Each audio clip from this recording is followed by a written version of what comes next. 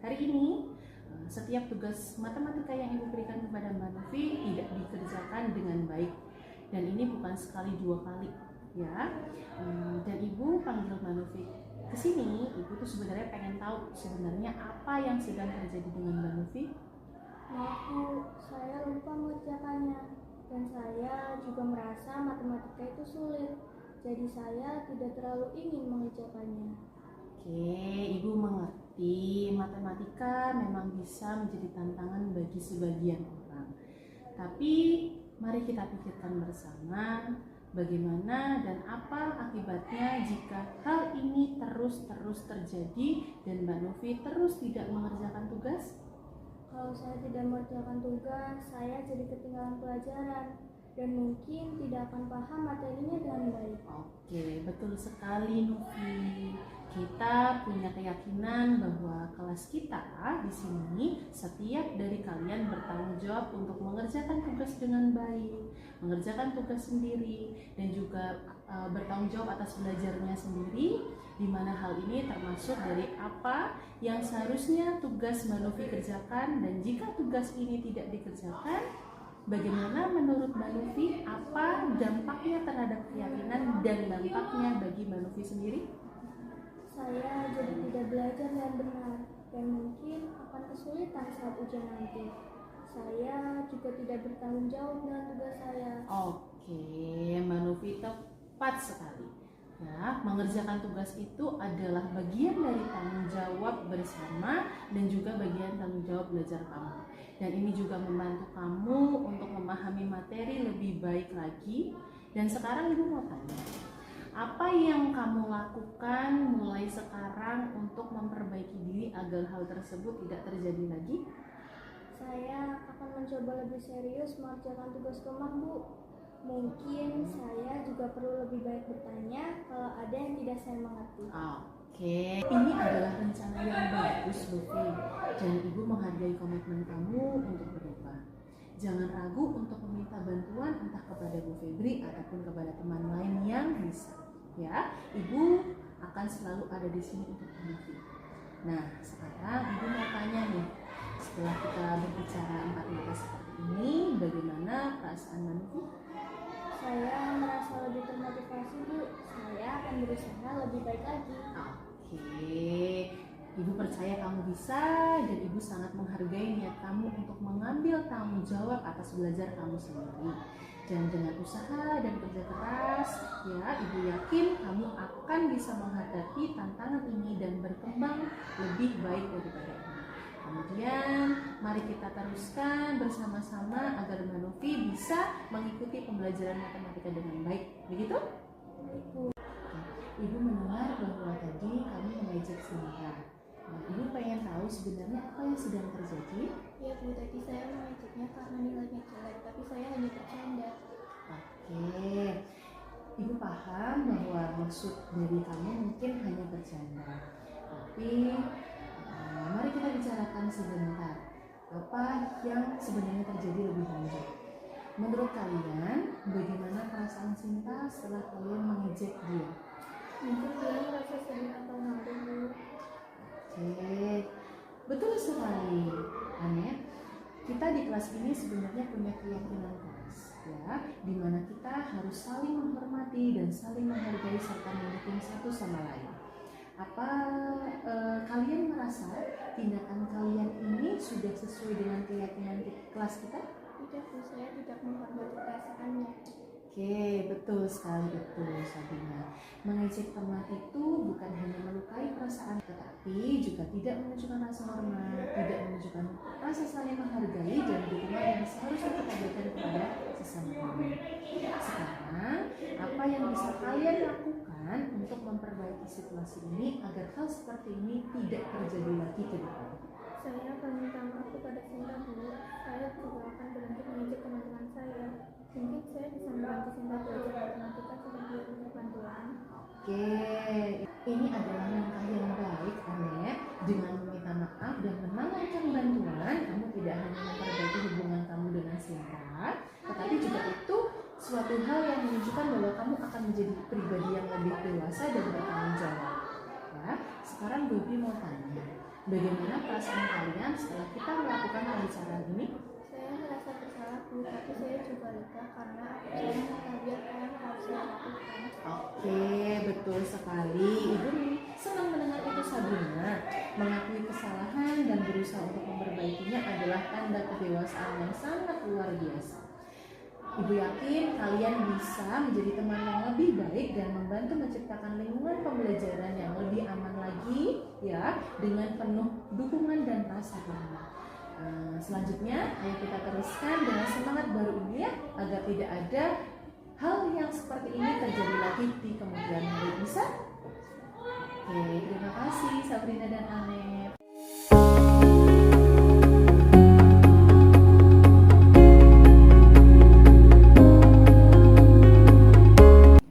Selamat siang, Assalamualaikum warahmatullahi wabarakatuh.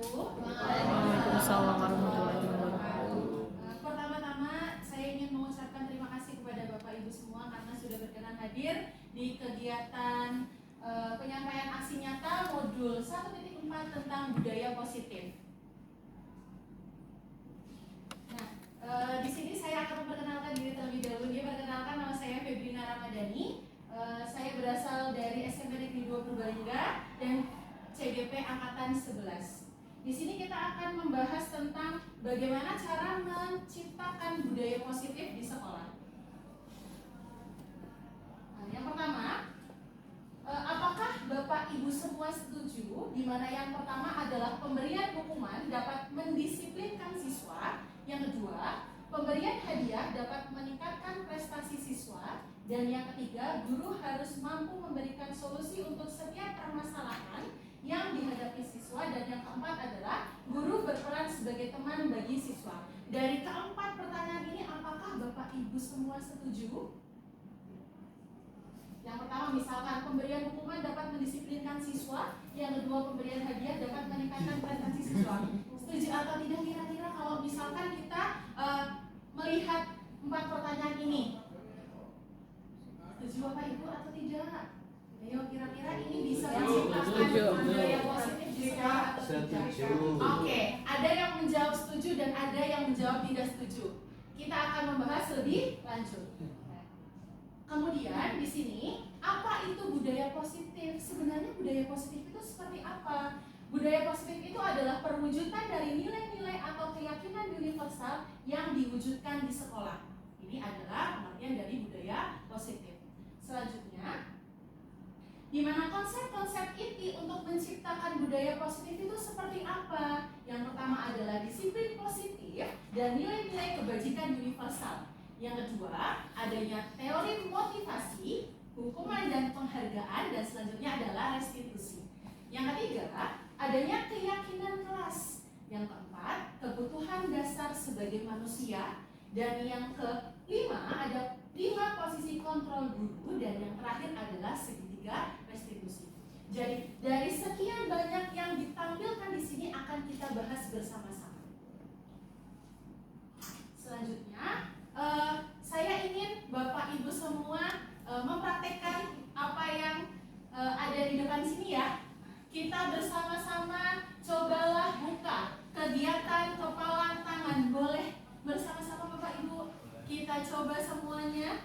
Ya, ada A dan B. Di sini diibaratkan Bapak Ibu dan teman sebelah bisa mungkin di sini ya, letakkan benda atau sesuatu yang sangat berharga untuk Anda di salah satu tangan Anda dan genggam benda atau sesuatu tersebut dengan segala daya. Buatlah sebuah kepalan. Selanjutnya, teman Anda atau B akan mencoba dengan sekuat tenaga dengan berbagai cara untuk meminta Anda memberikan benda tersebut. B bisa membujuk, kemudian mengancam, menghardik, merayu, menyuap, apa saja agar membuka kepalan tangan Anda. Dan apa yang terjadi? Misalkan Bu Rani, dia pegang uang sebesar misalkan 100.000 ya. Terus kemudian Pak Alfi mencoba untuk membuka kepalan tangan tersebut. Nah, kira-kira apa yang terjadi? Padahal Pak Alfi itu sudah merayu, bahkan menghardik Bu Rani untuk membuka kepalan tangan tersebut. Kira-kira apa yang terjadi? Apakah Bu Rani mau untuk membuka kepalan tangan tersebut? Kalau Oke. Gimana Kalau di Oke, dilepas was. ya gimana Pak Risnanto? Memang. Iya ya, uang 100.000 sangat berharga sekali kan ya. Terus kemudian ternyata Bu Raninya tidak mau. Nah itu kira-kira apa yang terjadi? Kenapa seperti itu? Kenapa Bu Rani itu tidak mau membuka kepalan tangan? Kita lihat ya, pertahanan diri. Oh ternyata adanya pertahanan diri dari Bu Rani. Pertahanan diri itu seperti apa? Pertahanan diri adalah sesuatu yang berharga, bisa diartikan sebagai nilai-nilai, kemudian adanya keyakinan atau hubungan yang kita anggap penting. Berarti di sini hal ini adalah yang sangat penting apa? Pertahanan diri, betul. Selanjutnya, setelah itu apa lagi? Oh ternyata adanya dilema moral. Nah dilema moral itu seperti apa? Nah dilema moral itu ajakan atau tindakan untuk membuka kepalan tangan tadi ya, merayu, bahkan menggigit ya Pak Abdul ya. Terus kemudian menyajikan sebuah dilema moral. Di satu sisi kita ingin mempertahankan apa yang kita anggap sebenarnya berharga. Selanjutnya, di sisi lain merupakan ajakan untuk membuka diri terhadap perspektif orang lain. Ya, terus kemudian selanjutnya pertumbuhan pribadi. Dengan membuka kepalan tangan kita, sebenarnya kita membuka diri untuk belajar berkembang. Kemudian terkadang apa yang kita anggap berharga saat ini memungkinkan perlu diubah atau disesuaikan dengan situasi yang baru. Selanjutnya lagi, ajakan coba buka kepalan tangan untuk mempertahankan apa yang dimiliki. Sesuatu berharga ketika orang lain mencoba membukanya adalah sebuah undangan untuk merenungkan lebih dalam tentang diri kita dan nilai-nilai yang kita pegang. Ini adalah ajakan untuk menjadi manusia yang lebih bijaksana daripada sebelumnya. Kemudian terbuka dan mampu beradaptasi dengan perubahan. Jadi kalau misalkan kita kembali lagi tadi kita mencoba untuk mengepalkan tangan, mempertahankan diri, ya, terus kemudian adanya ajakan rayuan, bahkan hardikan atau bahkan tadi gigitan. Terus kemudian kalau misalkan kita tidak mau membuka, otomatis kan tidak akan terjadi yang namanya apa? Pembukaan telapak tangan kan ya. Itu sama saja kalau misalkan kita gini, sebenarnya sebagai guru kan kita dituntut untuk mau berubah atau istilahnya adaptif, mau menerima perubahan seperti itu. Jadi kalau misalkan kita diri ini terus kemudian kita misalkan punya keyakinan, kemudian terus kemudian kita tidak ingin menerima ajakan dari luar untuk berubah, kira-kira bisa atau tidak? Bapak Ibu? Tidak sama sekali. Jadi kalau misalkan kita dituntut untuk sebenarnya kalau misalkan sebagai guru tuh harus mau membuka diri, ya, mau menerima hal-hal baru dari luar. Kalau bahkan hal baru itu yang nantinya nilai-nilainya ya akan lebih bijaksana dan menjadikan kita menjadi manusia yang lebih terbuka dan mampu beradaptasi dengan perubahan seperti itu. Selanjutnya kita akan membahas tentang teori kontrol. Tadi kan sudah istilahnya kita sebagai guru itu harus mampu menerima perubahan, ya, tidak boleh istilahnya berpegang teguh dalam satu pendirian, bahkan itu sebenarnya hal-hal yang kurang baik. Nah, sekarang kita membahas tentang teori kontrol. Teori kontrol itu seperti apa? Kita lihat di sini.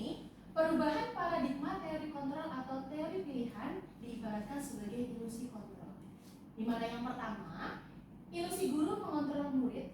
Yang kedua, ilusi bahwa kritik dan membuat orang merasa bersalah dapat menguatkan karakter.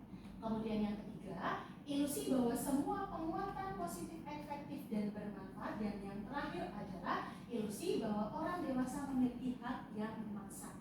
Ini adalah paradigmanya, perubahan paradigma teori kontrol atau teori pilihan. Kemudian bisa kita lihat sesuatu yang tampak nyata namun sebenarnya tidak ada atau berbeda dari apa yang kita pikirkan, hanya sebuah ilusi semata.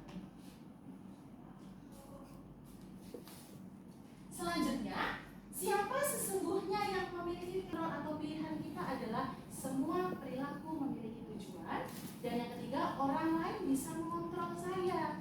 Selanjutnya, teori kontrol atau pilihan adalah hanya kita, ya, diri kita sendiri yang bisa mengontrol diri kita sendiri.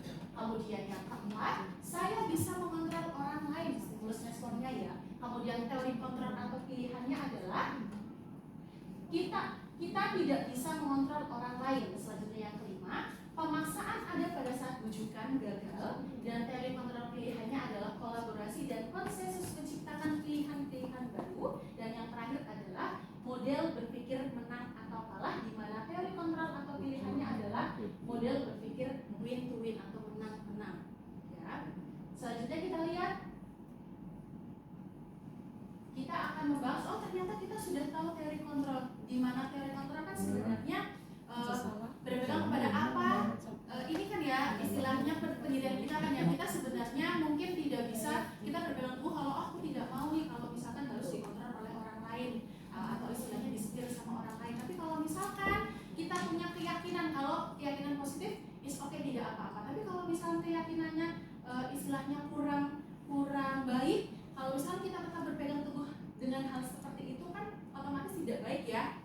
Oke, selanjutnya di sini adalah disiplin positif. Nah, disiplin positif itu seperti apa?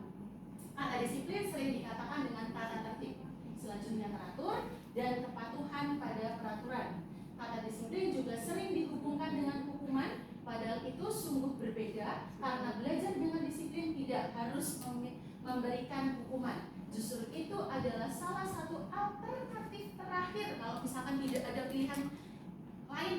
Nah, terus kemudian, dan kalau perlu tidak digunakan sama sekali. Kalau misalkan kita ingin menerapkan disiplin positif, tapi tidak perlu adanya hukuman kepada murid tentunya. Karena sekarang seperti istilahnya filosofi Ki Hajar Dewantara ya, di mana kita sebagai guru itu harus senantiasa kalau misalkan mengajar itu berpihak kepada murid atau berhamba pada murid, seperti itu. Selanjutnya, Ki Hajar Dewantara menyatakan bahwa untuk mencapai kemerdekaan atau dalam konteks ini pendidikan kita saat ini ya, dan untuk menciptakan murid yang merdeka, syarat utamanya adalah harus ada disiplin yang kuat, di mana di sini adalah disiplin yang dimaksud adalah disiplin diri yang memiliki motivasi internal, berarti motivasi yang ada di dalam diri kita sendiri, di dalam anak. Kemudian maka kita memerlukan pihak lain untuk mendisiplinkan kita. Selanjutnya, di sini kita bisa lihat nilai-nilai kebajikan universal. Kalau misalkan kita lihat sendiri ini apa ya Bapak Ibu? Apa ya ini ya? Adalah profil pelajar Pancasila apanya? Dimensinya. Oke, kita bisa lihat di sini dimensinya. Yang pertama adalah beriman, bertakwa kepada Tuhan Yang Maha Esa dan berakhlak mulia. Kemudian yang kedua, berkebinekaan global, bergotong royong, kreatif, bernalar kritis, dan yang terakhir adalah mandiri. Ini adalah nilai-nilai kebajikan universal yang harapannya dimiliki oleh setiap murid yang kita didik seperti itu. Selanjutnya, di sini kita akan belajar tentang teori motivasi. Nah, ternyata teori motivasi itu ada 3, Bapak Ibu. Yang pertama adalah untuk menghindari ketidaknyamanan atau hukuman. Di sini contohnya adalah apa yang terjadi apabila saya tidak melakukannya. Kemudian yang kedua, untuk mendapatkan imbalan atau penghargaan dari orang lain. Dan di sini apa yang akan saya dapatkan apabila saya melakukannya. Dan yang terakhir adalah untuk menjadi orang yang mereka inginkan dan menghargai diri sendiri dengan nilai-nilai yang mereka percaya. Saya akan menjadi orang yang seperti apa bila saya melakukannya. Nah, dari 3 teori motivasi ini seringkali kita masih menemukan anak yang misalkan gini, aku mau melakukan hal baik biar dikasih reward sama bapak ibu guru, gitu kan ya. Atau misalkan aku kepengen melakukan inilah biar dikenal sama bapak ibu guru sebagai murid yang baik atau dipuji. Padahal itu berarti belum memunculkan motivasi intrinsik yang ada di dalam diri murid kita. Nah, kalau misalkan kita lihat dari 3 motivasi ini, kira-kira yang paling bagus itu yang mana Bapak Ibu? Yang pertama, yang kedua, atau yang ketiga? Kita bisa lihat, untuk menghindari ketidaknyamanan atau hukuman. Misalnya aku mau tiket deh biar aku tidak dihukum. Atau misalkan yang kedua, untuk aku kalau misalkan mau berbuat baik biar dikasih reward sama bapak ibu guru. Dan yang ketiga adalah untuk menjadi orang yang mereka inginkan dan menghargai diri sendiri dengan nilai-nilai yang mereka punya. dari ketiga teori motivasi ini kira-kira yang paling baik dan bisa memunculkan motivasi intrinsik dari siswa yang mana Bapak Ibu? Tiga jelas ya. Yang ketiga adalah untuk menjadi orang yang mereka inginkan dan mampu menghargai diri mereka sendiri dengan nilai-nilai yang mereka percaya. Saya akan menjadi orang yang seperti apa sih bila saya tidak melakukannya seperti ini. Kemudian setelah kita tahu dari motivasi perilaku, kita lihat, oh ternyata dari hukuman, kemudian konsekuensi, dan yang terakhir adalah restitusi itu ternyata punya perbedaannya Bapak Ibu. Di sini yang pertama hukuman. Di sini kita bisa lihat ada tabel identitas gagal, identitas sukses. Di mana identitas gagal adalah kalau misalkan kita masih berpaku kepada murid melakukan kesalahan, berarti murid mendapatkan hukuman. Kita lihat sesuatu yang menyakitkan harus terjadi, itu berarti hukuman, berarti lebih ke fisik, ya. Terus kemudian yang kedua, tidak nyaman untuk murid untuk jangka panjang kalau kita mengacu ke hukuman. Yang ketiga, korban mendapatkan keadilan. Memang kalau misalkan kita masih menerapkan hukuman, pasti yang namanya pelaku salah dihukum, kemudian menggunakan fisik, dan korban pasti merasa adil. Oh, aku sudah dapat keadilan dengan cara dia dihukum seperti itu oleh Bapak Ibu gurunya. Kemudian yang keempat adalah murid atau anak akan tersakiti. Nah, ini adalah perbedaan hukuman, konsekuensi, dan restitusi untuk identitas gagal berupa hukuman. Selanjutnya, kita bisa lihat, oh identitas sukses itu seperti apa? Ternyata, identitas sukses itu kita bisa lihat ternyata adanya konsekuensi dan restitusi. Jadi kita kalau misalkan punya permasalahan dengan anak itu, pakainya sekarang restitusi Bapak Ibu. Kita bisa lihat, yang pertama konsekuensi. Dikatakan identitas sukses adalah sesuatu itu harus terjadi. Yang kedua, tidak nyaman untuk murid untuk jangka waktu yang pendek. Kemudian yang ketiga, korban bisa diabaikan. Dan yang keempat, murid atau anak dibuat tidak nyaman. Ini kalau misalkan ke konsekuensi. Yang terakhir adalah restitusi. Restitusi itu seperti apa? Kita lihat, restitusi merupakan pilihan. Yang kedua, menguatkan untuk murid atau anak dalam jangka waktu yang panjang. Jadi kalau misalkan anak berbuat salah, kita menggunakan restitusi, anak akan melihat bahwa oh ternyata apa yang saya lakukan itu salah dan saya tidak akan melakukannya lagi dalam waktu yang panjang. Itu kalau misalkan kita bisa menerapkan restitusi kepada anak. Kemudian yang ketiga adalah korban mendapatkan ganti. Dan yang terakhir adalah murid atau anak akan mendapat penguatan. Jadi kalau misalkan hukuman hanya pelaku saja ya yang merasa istilahnya mendapatkan hukuman, tapi kalau misal di restitusi itu dua-duanya. Jadi saling ada menstabilkan identitas dari pelakunya dan juga dari korbannya. Seperti itu. Itu kalau di restitusi.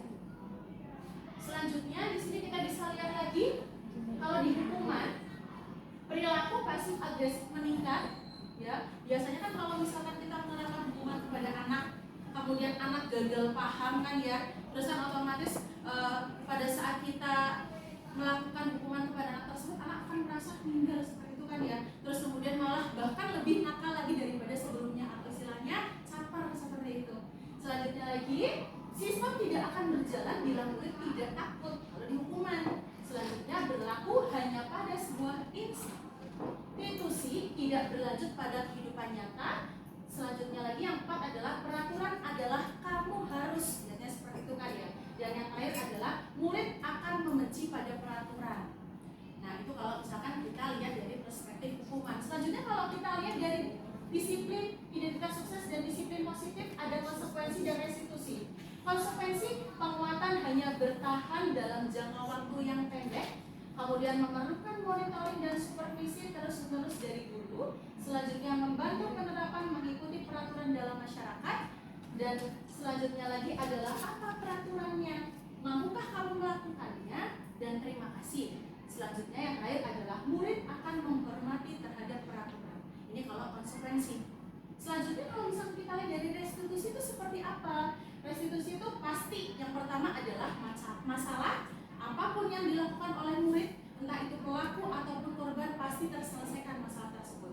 Selanjutnya yang kedua, murid bertanggung jawab untuk perilakunya. Karena biasanya kalau di restitusi adalah kita sebagai guru hanya posisinya sebagai manajer. Atau istilahnya kita hanya bertanya sampai anak itu mau mengakui kesalahannya. Seperti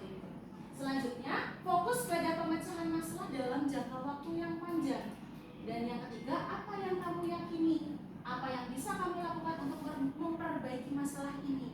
Dan yang terakhir adalah murid, anak atau anak akan menghormati dirinya dan orang lain, seperti itu. Ini kalau misalkan kita lihat dari perbedaan hukuman, konsekuensi, dan restitusi. Dimana kalau misalkan kita ingat di Bapak Ibu, pokoknya kalau yang namanya hukuman pasti itu nanti akan menyebabkan identitas yang gagal. Tapi kalau misalkan kita sudah menerapkan istilahnya entah itu konsekuensi, entah itu adalah restitusi, perubahan anak itu pasti akan berjalan dalam jangka waktu yang lama, perubahan ke arah yang lebih baik kalau misalkan dia melakukan kesalahan seperti itu. Kemudian lagi kita lihat, ternyata kalau misalkan di hukuman, dampak pada murid adalah kalau kita lihat kita masih menerapkan hukuman, anak akan mudah marah, kemudian merasa bersalah, rendah diri, dan mengasingkan diri. Selanjutnya tiba-tiba tidak diharapkan atau saling melukai. Selanjutnya biasanya hukuman itu akan dibuat oleh guru, ya. Dan yang terakhir adalah menyakitkan, guru menjalani konsekuensi dengan menyalahkan, mengkritik, menyindir, atau bahkan merendahkan. Bahkan mungkin Bapak Ibu masih sering melihat ini Bapak Ibu guru yang masih menerapkan hukuman terhadap anak-anak yang mungkin melakukan tindakan kesalahan. Padahal kalau kita bisa lihat sendiri, yang namanya hukuman itu adalah bisa menyebabkan identitas gagal terhadap murid. Selanjutnya kalau kita lihat dari identitas sukses membuat anak menjadi disiplin, yang pertama konsekuensi, di mana mereka murid kehilangan hak, waktu jeda seorang diri atau time out, dan penahanan atau detention sudah diketahui, masuk akal, dibuat oleh guru dan murid atau anak, dibuat bersama-sama ya, antara guru dan anak saling. Kemudian yang terakhir adalah membantu guru menyatakan peraturan, melakukan peringatan, dan menerapkan konsekuensi. Tetapi bedanya antara konsekuensi dan restitusi itu apa? Kita lihat. Kalau di restitusi itu murid atau anak tidak kehilangan waktu, bahkan mereka bersemangat untuk senantiasa memperbaiki diri. Selanjutnya lagi berupa undangan untuk mengadakan restitusi. Dan yang ketiga adalah dibuat oleh murid atau anak. Nah, kalau misalnya kita lihat dari kalimat yang ketiga dibuat oleh murid atau anak, dan kita kaitkan dengan pembelajaran Diajar di Mantoro, di mana segala sesuatu hal yang kita lakukan adalah yang berpihak pada murid, pasti ini sudah pas sekali nih, karena istilahnya kalau zaman sekarang tuh dari murid untuk murid dan kepada murid kan nih. Kemudian menguatkan guru menyebutkan keyakinan kelas, membimbing kerangka acuan berpikir restitusi murid atau anak. Ini adalah perbedaan antara hukuman, konsekuensi, dan restitusi. Kalau kita lihat dari ketiganya, kira-kira yang paling sebenarnya istilahnya menguntungkan anak atau keberpihakan kita terhadap anak itu yang bagian mana Bapak Ibu? Restitusi. Jadi sebenarnya di sini saya juga mengajak kepada Bapak Ibu, kalau misalkan ke depannya kita melihat ada anak yang istilahnya melakukan kesalahan, kita ajak mereka untuk melakukan kegiatan restitusi. Kita ajak berbicara, ketemu berdua, tanya baik-baik, kita validasi dulu. Kamu tuh kenapa sih sebenarnya? Jangan langsung menjudge, kamu salah, kamu harus mendapatkan hukuman ini. Kita sudah tidak bisa menerapkan hal seperti itu lagi. Karena seperti kita tahu, yang namanya pendidikan sekarang kan berpihak kepada anak. Dan kalau misalkan kita baca lagi filosofi Diajar di Mantoro, di mana sekarang pendidikan adalah sesuai dengan kodrat keadaan, kodrat alam dan kodrat zaman. Ya, kodrat zamannya saya misalkan dulu tahun 2010 atau 2000 lah istilahnya, pasti berbeda dengan anak zaman sekarang tidak bisa disamakan dan tidak boleh, karena kita dan mereka tidak akan pernah sama seperti itu. Selanjutnya lagi, ada lagi ini Bapak Ibu, negatif, kemudian netral dan positif. Kita bisa lihat antara hukuman, kemudian konsekuensi dan restitusi. Kita lihat kalau di hukuman kita bisa tahu, ternyata pasti kalau misalkan kita menerapkan hukuman, nanti efeknya ke murid adalah hal yang negatif. Kita lihat lagi dari kata-kata, awas kalau dilakukan lagi ya, awas kamu tak balik ke meja atau misalkan tak lempar spidol, biasanya gitu kan ya. Oke, terus kemudian biasanya kalau di hukuman itu mode paksaan, mendorong menyalahkan diri, konsep diri buruk, murid atau anak belajar menyembunyikan kesalahan, dan yang terakhir adalah mencoba mengontrol anak dengan penguatan negatif atau membayar impas kesalahan yang mereka buat. Selanjutnya, netral. Kalau dari konsekuensi kita bisa lihat ini pasti bernilai netral, di mana ini disebutkan bahwa lakukan apa yang saya katakan. Kemudian stimulus respon, dan yang ketiga mendorong kepatuhan, menyebabkan konsep diri baik, murid atau anak belajar taat terhadap peraturan, mencoba mengontrol anak dengan penguatan positif. Dan kalau misalkan kita bisa lihat lagi, yaitu adalah restitusi. Restitusi itu seperti apa? Apakah hal ini yang sesungguhnya ingin kamu lakukan? Misalkan ada anak yang berbuat salah nih, kamu memang pengen berbuat seperti ini, seperti itu.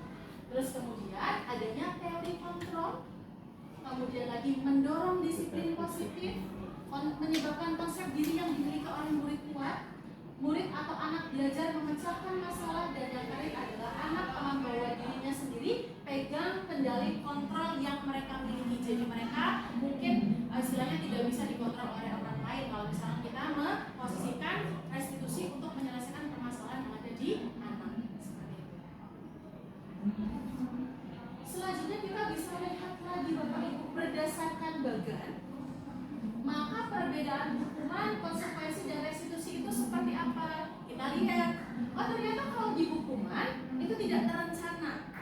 Biasanya tiba-tiba ceplos, anak berbuat salah, langsung kamu pokoknya seperti ini, apa namanya, tidak boleh melakukan. Kalau misalnya kamu melakukan seperti ini, akan ada konsekuensinya, akan ada hukumannya, seperti itu. Kemudian bersifat satu arah dari guru, bisa berupa hukuman fisik, psikis, atau kata-kata kasar yang sebenarnya tidak perlu diucapkan kepada anak, seperti itu. Selanjutnya konsekuensi bersifat terencana, sudah disepakati, bentuk konsekuensi dibuat oleh pihak guru atau sekolah, ya tadi guru ke murid. Selanjutnya kalau misalkan kita lihat restitusi, kalau restitusi adalah proses menciptakan kondisi bagi murid untuk memperbaiki kesalahan yang mereka miliki sehingga mereka kembali pada kelompok mereka dengan karakter yang lebih baik daripada sebelumnya. Itu adalah restitusi. Bisa membedakan di Bapak Ibu antara hukuman, konsekuensi, dan restitusi. Kalau hukuman biasanya hanya satu arah, guru ke murid. Kalau misalkan konsekuensi itu dua, guru antar guru dan murid, dan yang terakhir kalau restitusi adalah ke murid, seperti itu. Dari murid, pokoknya karena kita sekarang sudah melaksanakan kurikulum merdeka, kemudian kurikulum merdeka sudah berpihak kepada murid, jadi kita sebisa mungkin harus bisa melakukan restitusi kepada anak yang nantinya mungkin melakukan kesalahan, seperti itu. Oke. Selanjutnya, sebelum ke beberapa soal, saya ingin ini deh, ice breaking dulu, boleh nggak Bapak Ibu? Biar kita lebih semangat lagi, biar lebih ceria lagi seperti saya, karena saya juga okay. Boleh berdiri nggak Bapak Ibu semuanya? Oke, semuanya berdiri. Bapak Ibu semua tahu lagu Pelangi-Pelangi tidak? Tahu. Pelangi-Pelangi. Oke. Saya contohkan dulu ya. Tapi diganti liriknya. Tarik suaranya Ya. lagi pengen. Tangannya ke depan digerak-gerakkan, tangannya ke samping digerak-gerakkan, tangannya ke depan digerak-gerakkan, jempolnya di depan goyang-goyangkan. Gitu ya? Bisa? Oke. Semuanya. Yuk, 1, 2, 3. Tangannya di depan digerak-gerakkan, tangannya ke samping digerak-gerakkan, tangannya disilang digerak-gerakkan, jempolnya digoyang-goyangkan. Oke, terima kasih Bapak Ibu.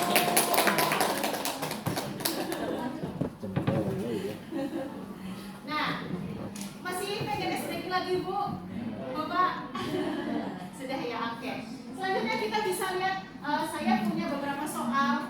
Saya kepengen deh tanya setelah sudah membahas tentang hukuman, kemudian adanya konsekuensi dan restitusi, saya kepengen tanya ke, ini kan ada beberapa soal nih. 1, 2, 3, 4, 5, 6, 7, 8, 8, 9, 10. Saya kepengen tanya ke masing-masing Bapak Ibu ya. Kira-kira kelihatan tidak Pak? Tidak. Kelihatan. Oke, nanti saya bacakan ya. Ya. Saya pengen tanya ke Ibu yang cantik, Bu Reta. Lari mengelilingi lapangan basket 2 kali karena terlambat hadir di sekolah kira-kira merupakan hukuman atau konsekuensi? Adalah hukuman, betul sekali. Boleh ya itu ya Bu Reta. Selanjutnya yang ketiga, membersihkan coretan yang dibuatnya di meja tulis. Kira-kira termasuk hukuman atau konsekuensi? Konsekuensi, betul. Hal tersebut termasuk ke dalam konsekuensi karena anak sudah melakukan kesalahan, betul. Dia secara sadar membersihkan apa yang dicoretnya di meja tulis. Kemudian lagi yang keempat, murid diminta untuk push up 15 kali karena tidak menggunakan masker ke sekolah. Kira-kira gimana? Masuk ke hukuman atau konsekuensi berani? Termasuk ke hukuman. Ya, cuman gara-gara pakai masker, kemudian dia langsung nggak pakai masker, kemudian dia diminta untuk push up sebanyak 15 kali. Ya, itu sudah ke fisik, berarti itu termasuk ke hukuman. Selanjutnya lagi, menggantikan kertas tugas teman yang telah dicoret-coret, kira-kira masuk hukuman atau konsekuensi? Konsekuensi, masuk ke konsekuensi. Ya, oke. Selanjutnya, berjemur di lapangan basket jam 12 siang tag. Ya, karena mengobrol dengan teman, kira-kira termasuk hukuman atau konsekuensi Bapak Ibu? Jelas banget hukuman ya. Berjemur di terus lagi panas-panas, penjemuran manilah cuma gara-gara ngobrol sama teman. Itu sudah tidak perlu lagi dilakukan ya Bapak Ibu ya, kita sebagai ya. Selanjutnya lagi, berdiri di depan kelas sambil mengangkat kaki satu karena tidak bisa menjawab pertanyaan. Kira-kira masuk kemana Bapak Ibu? Masuk ke hukuman, betul. Cuman gara-gara misalkan kayak kemarin ada anak saya gara-gara tidak bisa menjawab 18 tambah 18 langsung merasa minder. Terus kita sebagai guru pasti memaklumi ya, kan tidak semua anak itu mahir di mata pelajaran A, B, C seperti itu. Jadi tidak perlu lagi kalau misalkan ada anak yang berbuat salah kita langsung memberikan hukuman fisik ataupun psikis seperti itu. Selanjutnya, membersihkan tumpahan air di meja tulis karena tersenggol pada saat belajar. Konsekuensi, jelas sekali. Oh iya. Selanjutnya yang terakhir, kehilangan 10 menit jam istirahat untuk mengerjakan tugas karena terlambat datang dan tertinggal pelajaran. Kira-kira hukuman atau konsekuensi? Konsekuensi, jelas sekali nih Bapak Ibu nih. Oke, kita jadi kalau misalkan kita sudah bisa membahas berapa soal 1, 2, 3, 4, 5, 6, 7, 8, 9, 10. Oh ternyata kita sudah bisa membedakan antara hukuman dan konsekuensi dari 10 pertanyaan yang telah kita jawab bersama. Oke. Selanjutnya adalah dihukum oleh penghargaan. Nah, dihukum oleh penghargaan itu maksudnya gimana Bapak Ibu? Adalah yang pertama pengaruh jangka pendek dan jangka panjang. Yang kedua penghargaan tidak efektif. Dan yang ketiga, penghargaan mungkin dapat merusak hubungan, di mana di sini adalah hubungan antara guru dan murid. Selanjutnya, penghargaan mengurangi ketepatan, penghargaan menurunkan kualitas, penghargaan mematikan kreativitas, penghargaan menghukum, dan yang terakhir adalah motivasi dalam diri intrinsik. Selanjutnya kita bisa lihat mengapa sih kalau misalkan kita itu harus membuat keyakinan kelas, mengapa bukan peraturan kelas? Oke, dari pertanyaan tersebut kita akan menjawab pertanyaan-pertanyaan berikut. Yang pertama adalah mengapa kita memiliki peraturan tentang penggunaan helm pada saat mengendarai kendaraan roda 2 atau motor? Yang kedua, mengapa kita memiliki peraturan tentang penggunaan masker dan mencuci tangan setiap saat? Kira-kira dia bisa menjawab pertanyaan tersebut atau tidak? Saya ingin bertanya ke Bu Mel. Kalau misalkan kita lihat dua pertanyaan ini, yang pertama adalah mengapa kita memiliki peraturan tentang penggunaan helm pada saat mengendarai kendaraan roda 2 atau motor, Bu Mel? Agar apa sih sebenarnya Bu Mel? Agar terlindung jika kecelakaan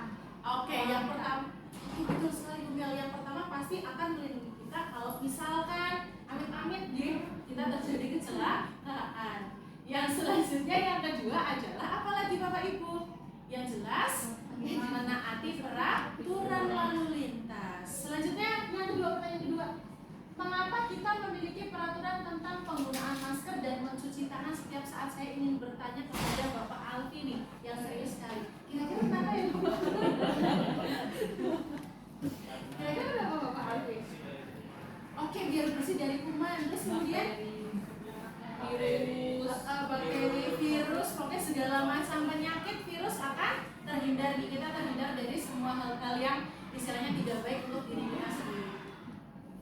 Selanjutnya kita lihat nilai-nilai keselamatan atau kesehatan inilah yang kita sebut sebagai suatu keyakinan, yaitu nilai-nilai kebajikan universal yang disepakati secara tersirat dan tersurat, lepas dari latar belakang suku, negara, bahasa maupun agama.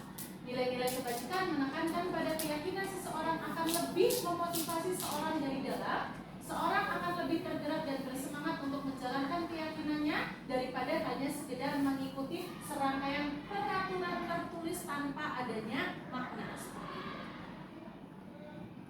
Selanjutnya kita bisa lihat, saya yakin kemarin pada saat kegiatan MPLS Bapak Ibu semua sudah melakukan bersama dengan anak-anaknya membuat keyakinan kelas bersama-sama, misalkan kayak kemarin bikin kesepakatan kelas atau bahkan keyakinan kelas bersama dengan murid-murid. Tetapi kita bisa lihat bagaimana sih cara atau prosedur dalam pembuatan keyakinan kelas. Kita lihat yang pertama.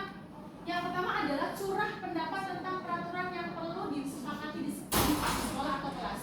Yang kedua, mencatat semua masukan-masukan yang tentunya masukan dari murid. Sebenarnya murid itu kepengen kita itu seperti apa.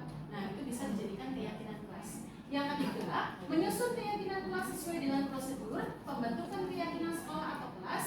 Dan yang keempat, ini penting sekali ini Bapak Ibu. Yang keempat, gantilah kalimat-kalimat dalam bentuk negatif menjadi kalimat positif. Contohnya, dari kalimat negatif, jangan berlari di kelas atau koridor. Kalau misalkan yang kedua kita ubah menjadi kalimat positif adalah berjalanlah di kelas atau koridor. Jadi tidak boleh adanya lagi yang namanya kalimat-kalimat negatif. Semuanya pokoknya harus di kalimat positif. Seperti dilarang, kira-kira boleh atau tidak Bapak Ibu di keyakinan kelas? Dilarang, tidak boleh. Buanglah, itu kita ganti. Misalkan membuang sampah pada tempatnya. Pokoknya kalau di keyakinan kelas itu semua hal ya kalimatnya kita ubah menjadi kalimat yang positif. Yang kelima, tinjau kembali daftar curah pendapat yang sudah dicatat. Kalau misalkan biasanya kita membuat keyakinan pakai apa Bapak Ibu?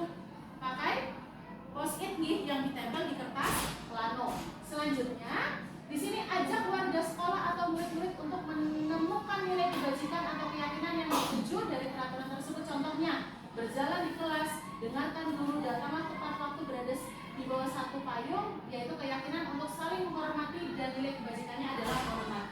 Jadi setiap keyakinan yang Bapak Ibu buat sebisa mungkin itu harus memunculkan nilai-nilai kebajikan. Membuang sampah pada tempatnya itu kan pasti memunculkan nilai bertanggung jawab kepada. Selanjutnya, tinjau ulang keyakinan sekolah atau kelas secara bersama-sama. Sebaiknya keyakinan sekolah atau kelas tidak terlalu banyak. Bisa berkisar 3 sampai 7 prinsip keyakinan. Selanjutnya yang ke-6 adalah meninjau ulang dan menyetujuinya dengan menandatangani keyakinan sekolah atau kelas tersebut termasuk guru dan semua warga atau murid. Jadi kalau misalkan kemarin Bapak Ibu sudah membuat keyakinan kelas sebisa mungkin dari keyakinan tersebut ditulis setelah ditulis ditandatangani oleh Bapak Ibu semua dan juga kalau bisa semua warga yang ada di kelas tersebut. Selanjutnya yang terakhir adalah keyakinan sekolah atau kelas selanjutnya bisa diletakkan di dinding kelas atau di tempat yang mudah dilihat oleh seluruh warga kelas. Selanjutnya, tahapan-tahapan menciptakan program kebajikan itu seperti apa? Yang pertama adalah susunlah daftar kebajikan secara bersama-sama. Yang kedua, tentukan nilai-nilai kebajikan yang ingin dijadikan perhatian utama di kelas. Misalkan pengen menonjolkan nilai kebajikan tanggung jawab atau hormat atau bahkan misalkan jujur dan lain sebagainya. Selanjutnya yang ketiga, curah pendapat dalam kelompok atau kelas. Yang keempat, sempurnakan beberapa daftar nilai-nilai kebajikan yang utama dan bahas kembali dalam kelompok utama. Dan yang terakhir, buatlah poster atau muat di media sosial tentang keyakinan sekolah atau kelas. Saya yakin Bapak Ibu semua di sini sudah membuat keyakinan kelas, bahkan sudah dicetak ada yang sudah dicetak kemudian ditempel di papan tulis seperti itu. Selanjutnya, sebenarnya tahapannya seperti apa sih? Ini masih masuk ke tahapan Tahapannya yang pertama, keyakinan kelas bersifat lebih abstrak daripada peraturan yang lebih rinci dan konkret. Yang kedua, keyakinan kelas berupa pernyataan-pernyataan universal. Yang ketiga, pernyataan keyakinan kelas senantiasa dibuat dalam bentuk positif. Yang keempat, keyakinan kelas hendaknya tidak terlalu banyak sehingga mudah diingat dan dipahami oleh seluruh warga yang ada di kelas. Selanjutnya, keyakinan kelas sebaiknya sesuatu yang dapat diterapkan di lingkungan tersebut. Yang keenam, semua warga kelas hendaknya ikut berkontribusi dalam pembuatan keyakinan kelas lewat kegiatan curah pendapat. Dan yang terakhir adalah bersedia meninjau kembali keyakinan kelas dari waktu ke waktu. Jadi mungkin kalau misalkan pada saat untuk Bapak Ibu wali kelas, kalau misalkan pada saat perwalian jangan lupa diingatkan lagi kesepakatannya yang sudah dibuat, apalagi kalau misalkan menemukan ada anak yang melanggar keyakinan kelas yang sudah dibuat secara bersama-sama. Jadi harus ditinjau ulang lagi, diingatkan lagi, karena biasanya kan anak-anak sering lupa apa yang sudah menjadi keyakinan kelas bersama. Nah, mungkin setelah kita tahu adanya hukuman, konsekuensi restitusi, kita akan belajar tentang apa saja sih kebutuhan dasar sebagai manusia. Nah, ini kebutuhan dasar sebagai manusia itu ternyata ada 5 Bapak Ibu. Ya, kebutuhan dasar manusia itu ada 5. Yang pertama, pusatnya adalah bertahan hidup. Yang kedua, penguasaan. Kemudian yang ketiga, kasih sayang dan rasa diterima. Terus kemudian adanya kebebasan, dan yang terakhir adalah adanya kesenangan. Kita bisa lihat di sini, semua orang senantiasa berusaha untuk memenuhi kebutuhannya dengan berbagai macam cara. Bila mereka tidak bisa mendapatkan kebutuhannya dengan cara yang positif, mereka bisa melanggar peraturan atau melakukan hal-hal yang tidak sesuai dengan nilai-nilai kebajikan. Jadi, kita akan bersama-sama. Sebenarnya bertahan hidup itu seperti apa? Lihat, kebutuhan bertahan hidup. Kebutuhan bertahan hidup ini sebenarnya bersifat fisiologis untuk bertahan hidup, misalnya tentang kesehatan, rumah, dan makan. Kebutuhan biologis sebagai bagian dari proses reproduksi termasuk kebutuhan untuk bertahan hidup.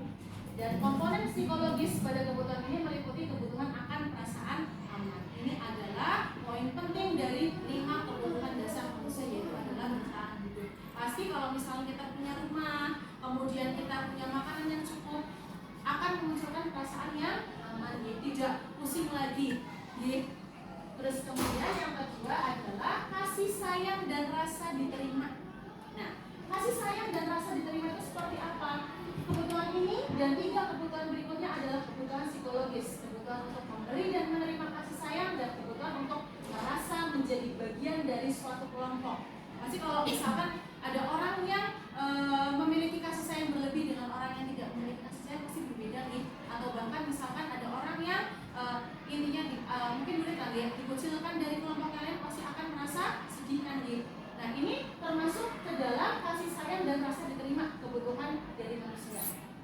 Selanjutnya, kebutuhan ini juga meliputi keinginan untuk tetap terhubung dengan orang lain seperti teman, keluarga, pasangan hidup, teman kerja, binatang peliharaan. Kalau saya di rumah punya binatang peliharaan yang sangat saya cintai, yaitu adalah Owi.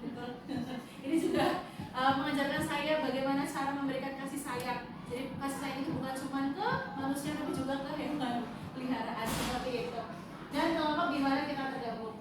Anak-anak yang memiliki kebutuhan dasar kasih sayang dan rasa diterima yang tinggi biasanya ingin disukai dan diterima oleh lingkungannya. Mereka juga akan akrab dengan keluarganya. Biasanya mereka belajar karena suka pada gurunya. Saya juga sebenarnya termasuk ke dalam orang yang seperti itu. Kalau misalnya gurunya enak, pasti pelajaran akan mudah dipahami seperti itu. Selanjutnya, bagi mereka teman sebaya sangatlah penting. Mereka juga biasanya akan lebih senang bekerja dalam kelompok. Ini yang kedua. Selanjutnya yang ketiga itu seperti apa Bapak Ibu? Yang ketiga adalah penguasaan, kebutuhan pengakuan atas kemampuan. Biasanya sifat ini ada pada seorang pemimpin. Ini pasti menonjol sekali. Nah, kebutuhan ini seperti apa? Kebutuhan ini berhubungan dengan kekuatan untuk mencapai sesuatu, menjadi kompeten, menjadi terampil, diakui atas prestasi dan keterampilan kita, didengarkan dan memiliki harga diri. Kebutuhan ini meliputi keinginan untuk dianggap berharga, bisa membuat perbedaan dan bisa membuat pencapaian kompeten diakui, dihormati. Ini merupakan self-esteem dan keinginan untuk meninggalkan pengaruh dimanapun kita berada. Ini biasanya kebutuhan dasar ini sering muncul pada orang-orang yang seperti tadi saya katakan di pemimpin. Dia ingin lebih istilahnya terlihat menonjol atau bahkan berbeda dari teman-teman yang lain, tapi dalam hal yang positif, bukan dalam hal yang negatif seperti itu. Selanjutnya tentang kebebasan atau kebutuhan akan pilihan. Ini seperti apa? Kebutuhan untuk bebas adalah kebutuhan akan kemandirian, otonomi, memiliki pilihan dan mampu mengendalikan arah hidup seseorang. Anak-anak dengan kebutuhan kebebasan yang tinggi menginginkan pilihan. Mereka perlu banyak bergerak, suka mencoba hal baru dan menarik. Ini adalah yang keempat nih, kebebasan kebutuhan akan pilihan. Selanjutnya yang adalah kesenangan atau kebutuhan untuk merasa senang. Kebutuhan akan kesenangan adalah kebutuhan untuk mencari kesenangan, bermain dan tertawa. Hidup itu kalau misalkan kelihatan nggak asik ya Bapak Ibu, nggak ada yang bikin tertawa itu tidak sangat-sangat tidak asik. Terus kemudian bayangkan hidup tanpa kenikmatan apapun, betapa sangat menyedihkan hidup kita. Nah di sini Gleiser menghubungkan kebutuhan akan kesenangan dengan belajar.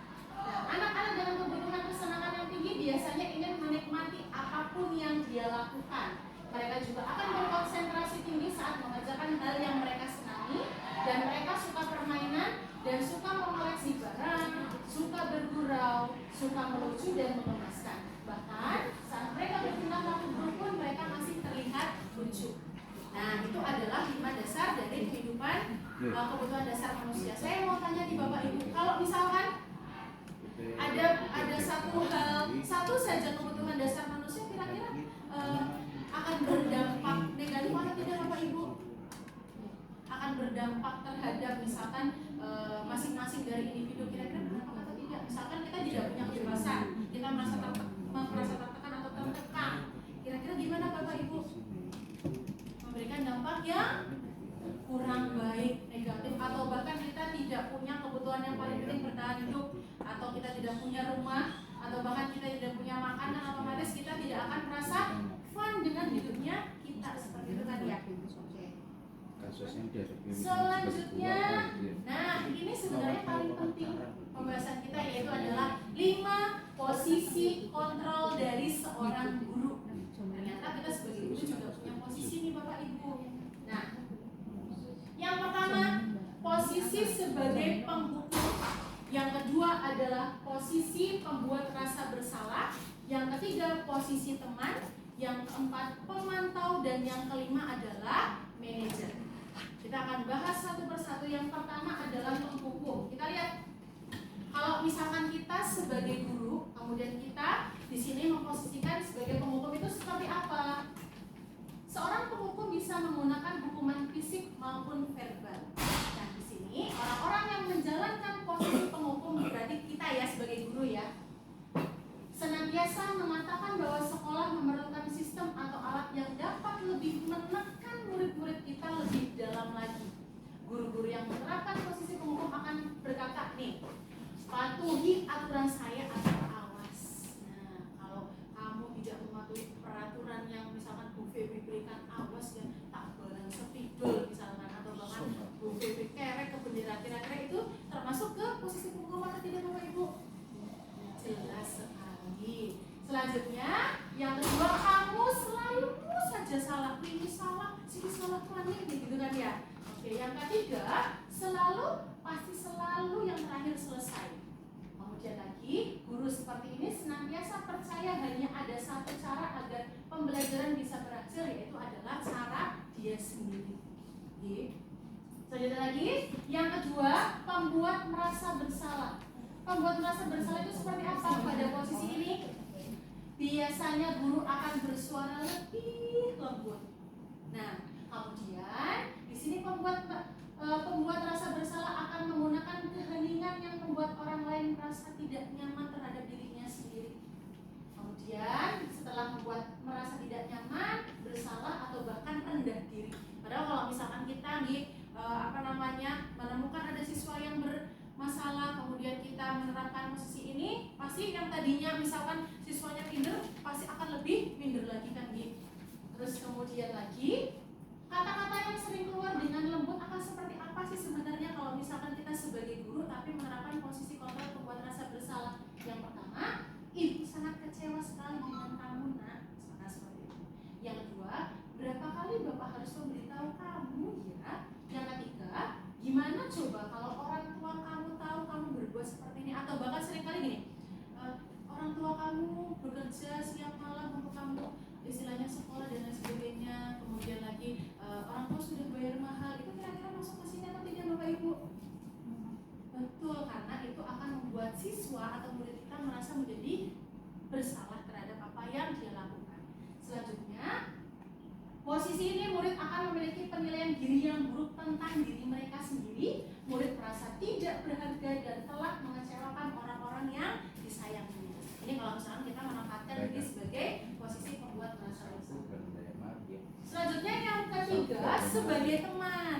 Nah, ini sebagai teman itu seperti apa sih Bapak Ibu? Guru pada posisi ini tidak akan menyakiti murid sama sekali, tidak ada berpikiran untuk menyakiti murid. Selanjutnya, namun akan tetap berupaya mengontrol.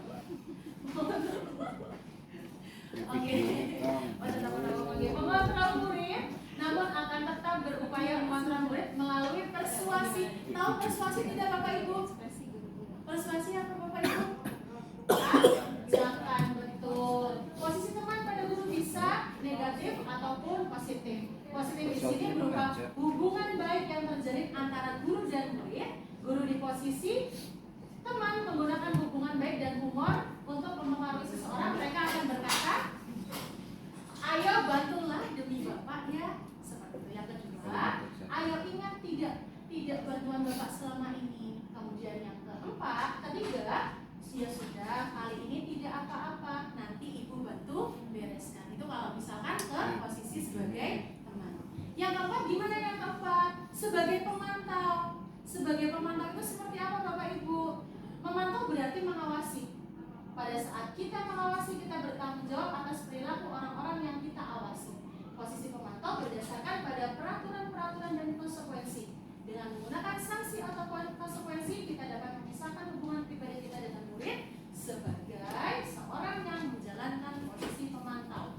Nah, kemudian pertanyaan yang sering muncul itu seperti apa kalau misalnya kita memposisikan diri sebagai pemantau? Yang pertama adalah, aturannya apa sih ya?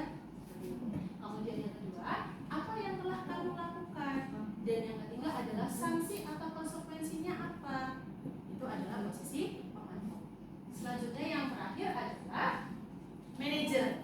Nah, kalau posisi manajer itu seperti apa? Posisi terakhir adalah manajer.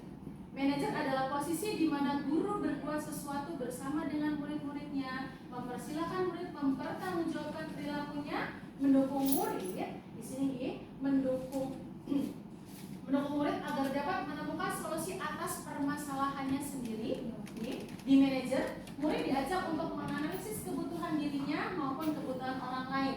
Di sini, penekanan bukan pada kemampuan membuat konsekuensi, namun dapat berkolaborasi dengan murid bagaimana memperbaiki kesalahan yang mereka perbuat. Seorang manajer akan berkata, apa yang kita yakini sebenarnya. Kemudian yang kedua, apa kamu meyakininya? Yang ketiga, jika kamu meyakininya, apa kamu bersedia memperbaikinya? Yang keempat, jika kamu memperbaiki ini, hal ini menunjukkan apa tentang dirimu? Dan yang terakhir adalah, apa rencana kamu untuk memperbaiki hal ini? Nah, Bapak Ibu, saya ingin bertanya, dari 5 posisi kontrol kita sebagai guru, kira-kira yang sebenarnya perlu kita lakukan itu posisi yang sebagai apa Bapak Ibu? Sebagai seorang manajer. Betul, seharusnya memang kita sebagai manajer, kita hanya istilahnya tanya aja. Pokoknya kita tanya istilahnya apa sih sebenarnya ini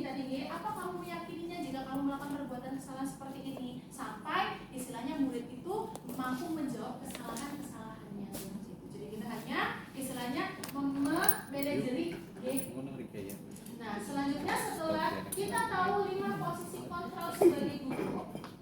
Nah, mari menjalankan disiplin sesuai dengan 5 kontrol.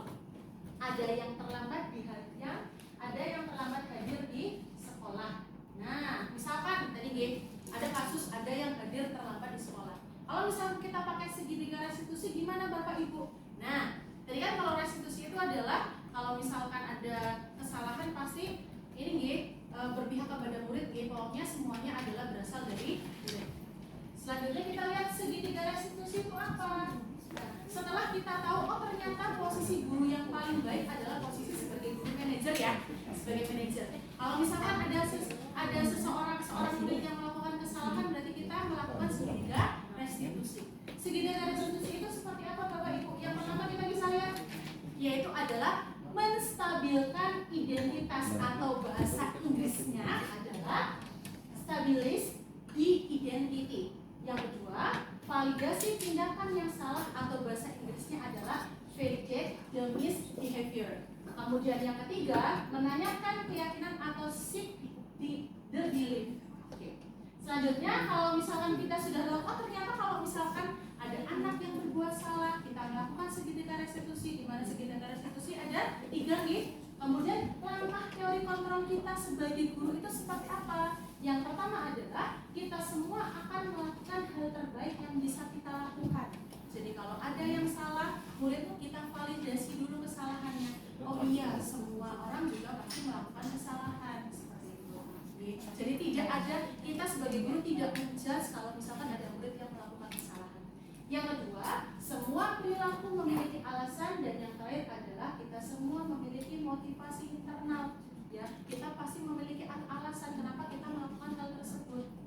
Nah, ini kalau misalkan kita sebagai guru menempatkan diri sebagai posisi manajer.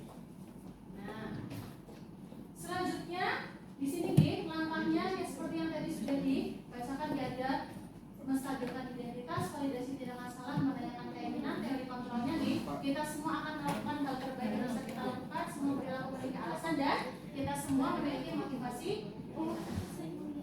Nah, kalau misalkan di Bapak Ibu seperti yang tadi saya sampaikan, segitiga kalau ada anak yang melakukan kesalahan, kita sampaikan, kita selesaikan dengan segitiga restitusi. Yang kita bisa lihat di segitiganya, yang pertama adalah menstabilkan identitas. Menstabilkan identitas itu seperti apa? Kita bisa lihat, setiap orang pasti pernah melakukan kesalahan, dan yang kedua, kamu itu bukan satu-satunya yang pernah melakukan ini. Jadi kita stabilkan dulu identitas mereka. Tidak apa-apa kalau misalkan kamu memiliki kesalahan. Selanjutnya yang kedua, validasi tindakan yang salah. Kita bisa lihat, kamu tentu punya alasan mengapa melakukan hal tersebut. Yang kedua, adakah cara yang lebih efektif untuk mendapatkan apa yang kamu butuhkan? Dan yang ketiga, menanyakan keyakinan kelas apa yang telah kita sepakati, dan kamu itu sebenarnya ingin menjadi orang yang seperti apa. Nah, itu adalah segitiga restitusi yang sebenarnya kita sebagai guru tuh mulai dari sekarang harus kita terapkan. Jadi tidak ada lagi guru sebagai posisi penghukum atau bahkan teman atau bahkan pemantau. Kita sebagai guru memposisikan diri itu sebagai manajer. Betul. Dan kalau misalkan kedepannya kita memiliki muridnya melakukan kesalahan, kita ajak restitusi. Jadi tidak ada yang namanya menjudge dari guru ke murid seperti itu. Oke. Terima kasih, semoga bermanfaat. Tapi sebelumnya Bapak Ibu, saya sebelum ke penutupan pengen tanya dulu dari awal. Kita kan sudah ini belajar tentang yang namanya hukuman, adanya hukuman, kemudian adanya konsekuensi dan restitusi. Kita sebagai guru sadar bahwa kita ke depannya lagi tidak perlu adanya yang namanya hukuman. Jadi Bapak Ibu, hukuman itu tidak baik kepada, kalau misalnya kita terapkan kepada murid-murid kita, apalagi hukuman bersifat fisik atau bahkan psikologis. Kalau misalkan kita masih tetap melakukan hukuman psikologis, takutnya murid-murid kita akan merasa rendah diri. Mereka tidak akan lagi memiliki kepercayaan diri. Nah, kalau misalnya kita sudah tahu, tadi ada juga kita belajar tentang apa Bapak Ibu? Tentang 5 dasar kebutuhan dari manusia. 5 dasar kebutuhan manusia kebebasan, kemudian love and belonging, terus kemudian penguasaan, betul sekali. Dan yang ada tadi yang ketiga, yaitu adalah 5 posisi kontrol kita sebagai guru, dari penghukum, kemudian membuat merasa bersalah, teman, sedang lagi Bu Mel, pemantau, dan yang lain adalah manajer. Kita bisa ambil yang mana?